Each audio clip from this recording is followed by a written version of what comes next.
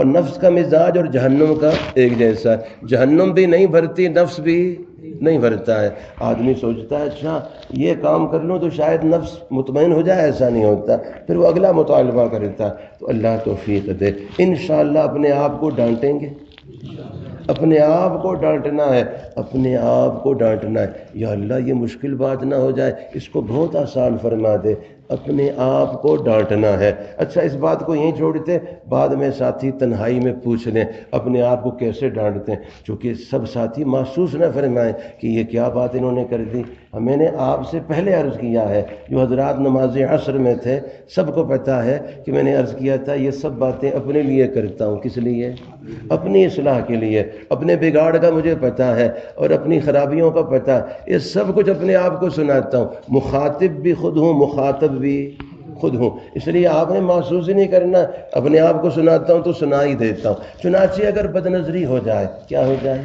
نظر کی بہتیاتی، تو پھر آپ 10 روپے تو معمولی سے ہیں، 50 روپے ہونے چاہیے۔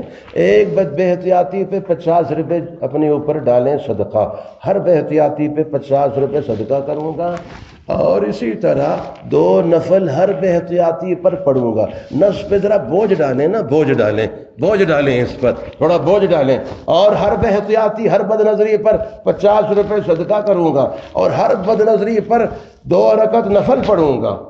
بس تیسری بات میں اکیلے میں ساتھیوں کو بتاؤں گا تاکہ وہ یہ نہ سمجھیں کہ یہ کیوں ہمیں ایسی بات کرتے۔ میں نے پہلے عرض کیا کسی سے نہیں کہتا ہوں، اپنے آپ کو کہتا ہوں۔ تیسری بات وہ انشاءاللہ بعد میں ساتھیوں سے پوچھنے پر بتاؤں گا، چونکہ بات ایسی ہے وہ ساتھی محسوس نہ فرمائیں کہ ہمیں، تو میں نے عرض کیا میں کسی ساتھی کو نہیں کہتا، اپنے آپ کو کہتا ہوں۔ پھر کہہ دوں وہ یہ ہے، چٹکی لگا کے اپنے کو مرغا بنا کے 3 منٹ پھر 3 تھپڑ لگائے زور سے کہ تجھے حیا نہیں آتی ہے، تیرا رب دیکھ رہا ہے،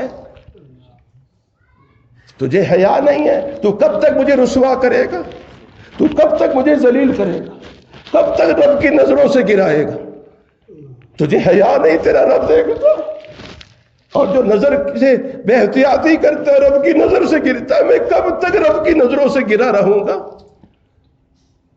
ٹھیک ہوتا ہے یا نہیں ہوتا ہے؟ لیکن چٹکی لگا کے اور مرغا بنا کے، عملاً مرغا، ایسے جھوٹ موٹ کان ایسے نہیں پکڑنا ہے، ایسے ہاتھ ڈال کے پوری طرح سے کان پکڑنا ہے اور 3 تھپڑ پوری قوت سے لگانا ہے کہ صحیح ہوتا ہے نہیں ہوتا ہے تو مجھے رسوا کرتا ہے، مجھے برباد کرتا ہے، مجھے تو اللہ تعالیٰ کے ہاں مجرموں میں شمار کرتا ہے۔ نفس ہے یہ بڑا خطرناک ہے۔